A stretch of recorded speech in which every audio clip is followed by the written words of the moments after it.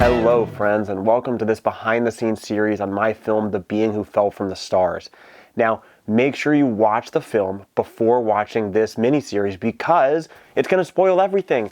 We cover everything from production design to cinematic look, collaboration with other artists, and visual and special effects.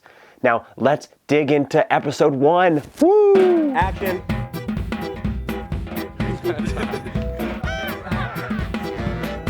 So when I was screening this film around the country at festivals, I was always asked the same question, and it was, oh my goodness, that hair! How did you get that period look? You know, people are wondering, how'd you get those massive city shots? How'd you get those beautiful costumes, right? That production design. That's something that I love to talk about because it's something that you can do too. It just takes some prep. So whenever I'm driving around the country, wherever I'm going, traveling, I'm always looking for locations. I'm always looking to see what could be a good location for a good future film. And so we shot the majority of the city scenes in my hometown of Haverhill, Massachusetts, because I knew that it had that industrial old school look that I've seen in so many Chaplin films. And I knew that I could achieve that on no budget just by shooting in my own backyard. And so I created the film with all those scenes in mind to highlight some of the things that worked really well. All right, ready? Rolling. Action. People also always ask about the theater. How did you get such a cool theater? Now we lucked out because right near where I went to school at Gordon College, there's a beautiful old theater called the Cabot Theater. So we were able to go in there for next to nothing because I just emailed them and said, hey, you know, I'm a student filmmaker. I'm looking to make a movie. I would love to collaborate with you and work in this space.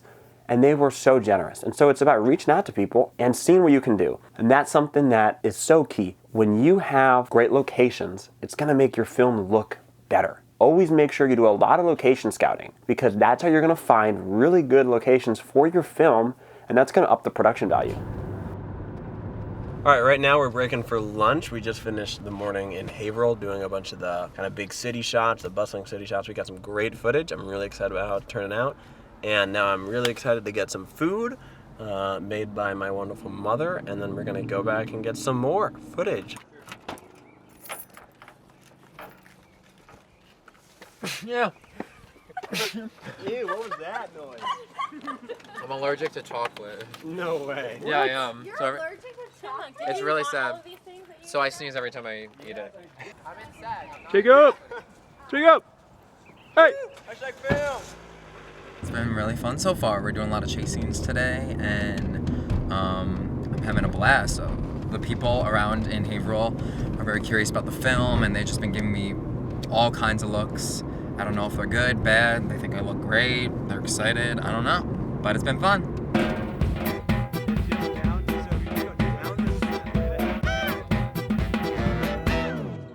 Now we also had some incredible costumes, and those were all provided by the Gordon College Theater Department. So I studied theater at Gordon, and this was part of my final senior seminar project. And so I was able to use all the resources from the theater department, like set, costumes, all that.